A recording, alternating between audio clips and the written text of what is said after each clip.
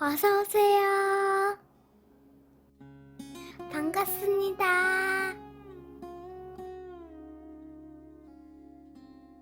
안녕하세요. 저는 결혼한 지 5년차 유부남입니다. 대학을 졸업하고 나서 대기업에서 직장 생활을 하다가 마음에 맞는 친구들과 회사를 창업하였습니다.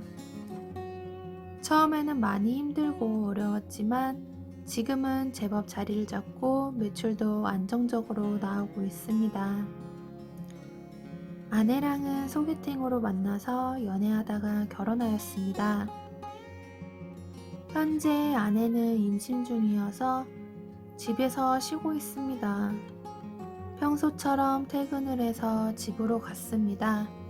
처제도 와 있었고 아내랑 심각하게 대화를 나누는 것이었습니다.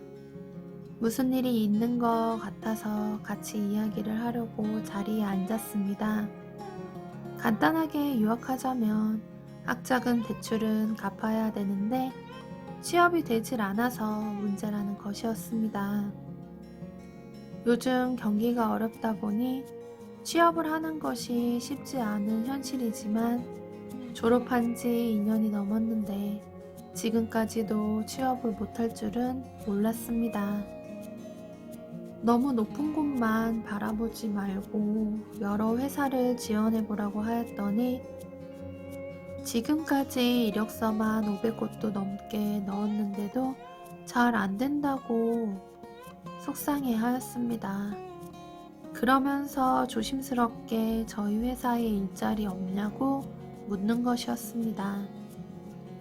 저희 회사는 인테리어 소품 및 가구를 유통 및 제조를 하고 몇 개의 직영 매장이 있습니다. 말이 좋아서 사장이지 지금도 현장 설치도 하고 공장에서 제조도 하고 자재를 사러 다니고 이 일 저 일 구분 없이 사장도 모두 다 해야 하는 중소기업입니다.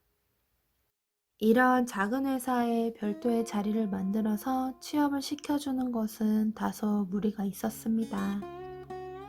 그래서 주변 지인들에게 취업 관련해서 부탁을 해보았지만 요즘 경기가 어렵다 보니 다들 쉽지 않다고 하였습니다.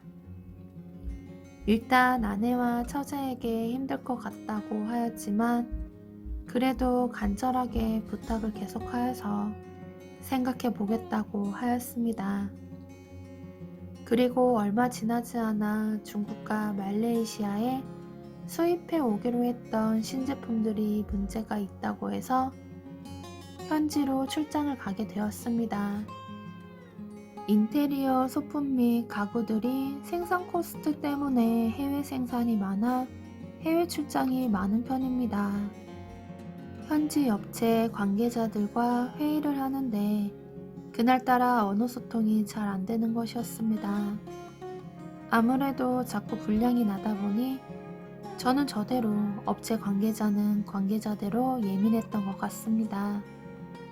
그래서 영어와 중국어를 전공한 처제에게 전화를 하였고 전화로 즉시 통역을 하면서 일을 잘 마무리 짓게 되었습니다.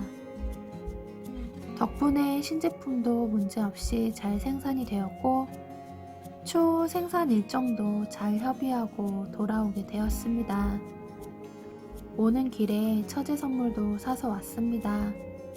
그렇게 몇 번의 처제 도움을 받게 되었고 같이 창업한 친구들과 상의한 후 해외 소싱 담당자로 처제를 고용하게 되었습니다. 처제는 너무 고맙다면서 정말 열심히 일하겠다고 하였습니다. 여자라고 봐주는 거 없다며 언제든지 해외 출장을 나갈 수 있으니 마음 단단히 먹으라고 하였습니다. 처제는 처음 와서는 제조도 조금 해보고 설치도 조금 해보고 자재도 사러 다녀보고 매장에서 손님 응대도 해보면서 전반적인 회사 일을 배우기 시작했습니다. 그렇게 2개월이 지난 후부터 해외 소식 및 해외 업체 관리 업무를 주로 하기 시작하였습니다. 언어가 자유롭다 보니 확실히 업무 보는데 큰 도움이 되었습니다. 예상했던 대로 처제는 해외 출장도 다니게 되었습니다. 그러다 한 번은 같이 출장을 가게 되었습니다. 출장지가 우기라서 수시로 비가 많이 올 것을 예상을 했지만 생각보다 너무 많이 왔고 저희는 베트남 남쪽 지역에서 약 2주간 머무르게 되었습니다. 길은 없어지고 전기도 잘 안 들어오고 전화 및 인터넷도 안 되고 식사를 제때 하는 것만으로 감사할 상황이었습니다.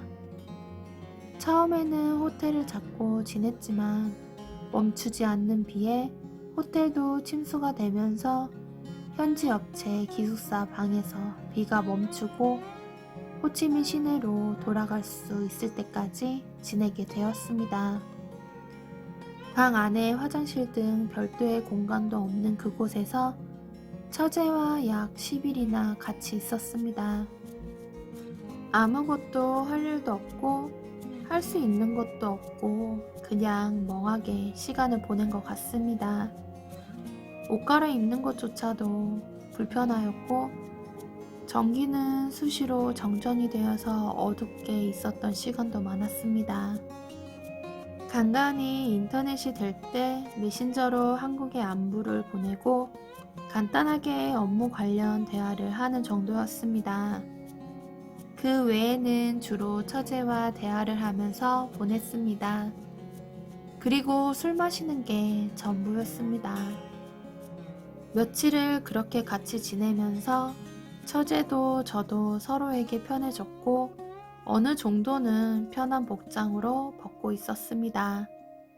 맥주와 그 나라 전통주를 마시다 보니 몸은 더워졌고 전기는 나가서 에어컨도 틀어지지 않았습니다. 창문을 열고 싶어도 거세게 비바람이 쳤기에 열 수도 없었습니다.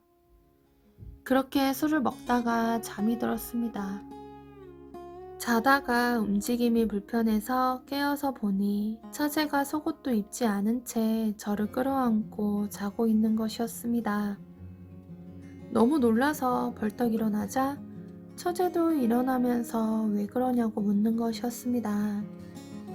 옷을 왜 안 입고 있냐고 묻자 지난 밤에 있었던 일을 이야기해주면서 기억이 안 나냐고 묻는 것이었습니다.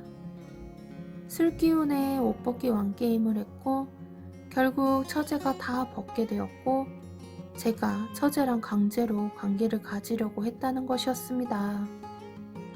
제가 정말 미안하다고 사과를 하였더니 정말 기억이 안 나냐면서 결국 어제 처제가 허락을 하였고 관계를 가졌다는 것이었습니다. 처제도 너무 좋았다면서 앞으로 잘 지내보자는 것이었습니다. 도대체 무슨 상황인지 기억이 나지 않아서 너무 당황스럽기만 하였습니다.